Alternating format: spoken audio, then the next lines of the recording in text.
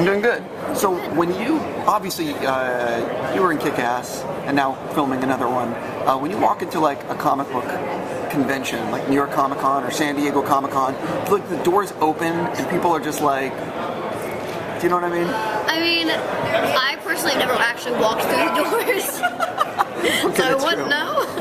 But I know that I do have a lot of amazing fans here, and I know that I have a lot of amazing fans at like Comic-Con, WonderCon, New York Comic-Con, San Diego Comic-Con. Like, I have a lot of amazing fans that are really rad, and yeah, I'm sure that they'd open a door for me.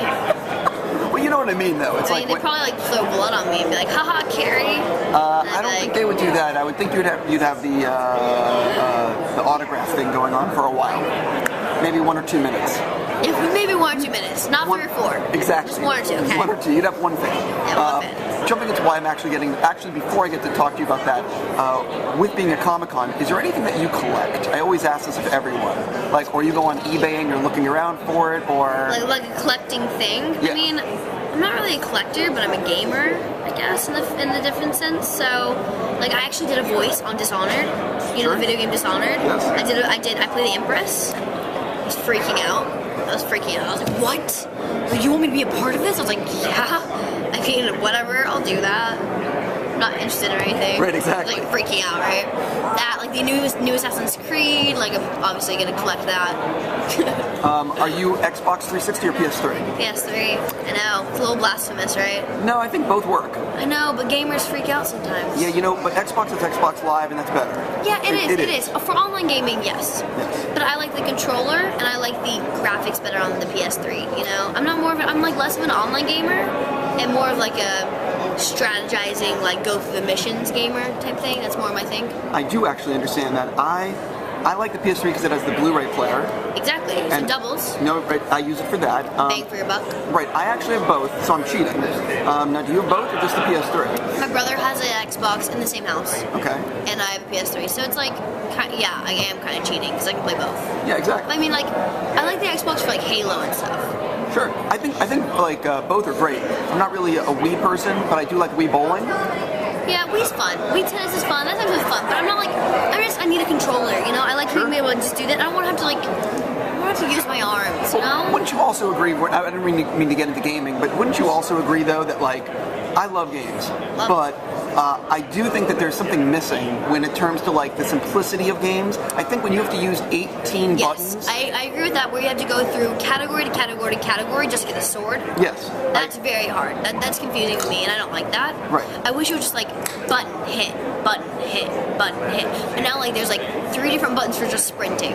Right. And there's like 6 buttons for jumping, different types of jumps. Yeah, like, I'm completely against that. That's a little annoying. Right, and I think that's the reason why like Super Mario still kicks ass. But yeah, because you just go, yeah, it's like one button, right. one button, like that's it. Right, you know? that's it. I really strongly feel about it. Yeah. I have strong feelings. I have strong feelings about this. Right, I have to talk to you about your movie. Actually what I'm here for, right, not exactly. just gaming. Okay, I get it. Were you a little bit apprehensive about signing on for it, or is it a project you're like, oh, I'm doing this? Yeah, well, you know, what happened first, I went in for a meeting with MGM, and they came to me and they were like, we're going to remake Carrie. And I went, okay.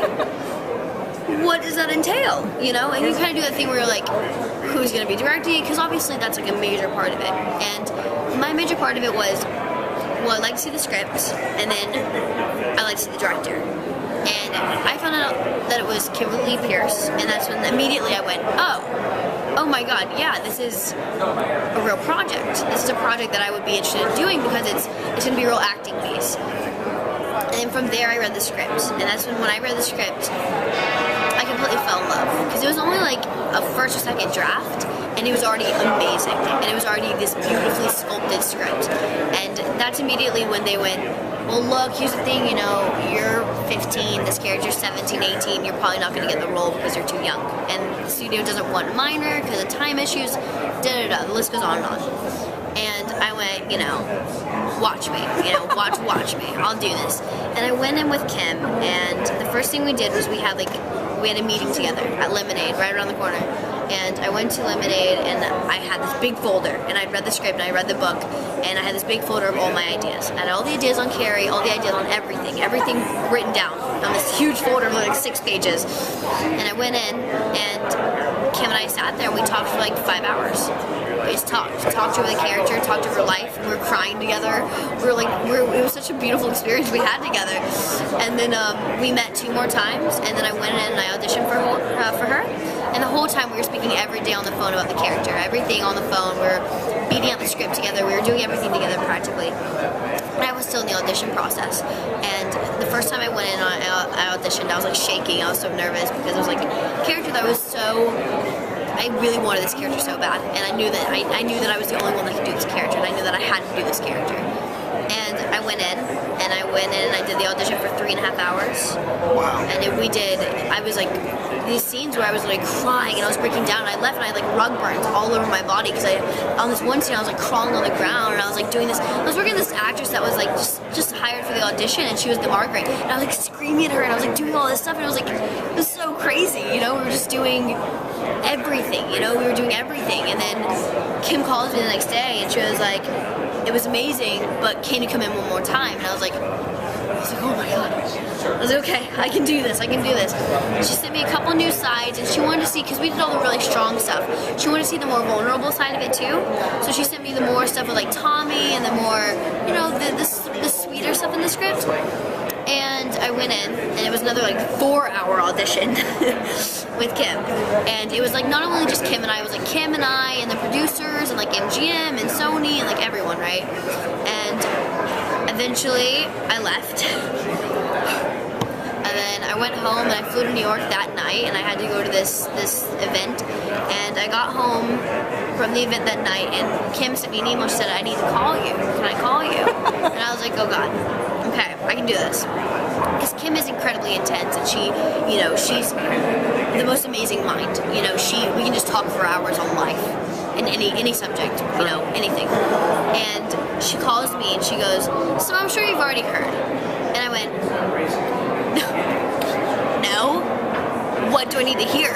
She's like, your agents haven't told you? They're like, no, they told me that no, MGM won't tell anyone. No one's telling anyone anything. What's going on, Kim? And she was like, you're my Carrie. And I was like, oh my god. I started freaking out. I was like screaming at the top of my lungs. I was crying. I was like, oh my god. I was like, because this is something that I've never fought so hard, and that's what I love doing, is fighting. And I love proving myself, and I love going in and going there for a character and really being someone that I'm not, you know, like really transforming myself into a character that I'm not. Sure. And I was so elated at being picked for this role, because I knew that what Kim and I would discover and what Kim and I would create would be such a wonderful thing that when you watch this movie, is nothing that you've seen from me before. It's something that you've seen from Chloe and gone, oh, I've seen that, and like, let me in, you know. And you've never seen this from me as the actor. You've never seen this character before, which is what's so special for me about it.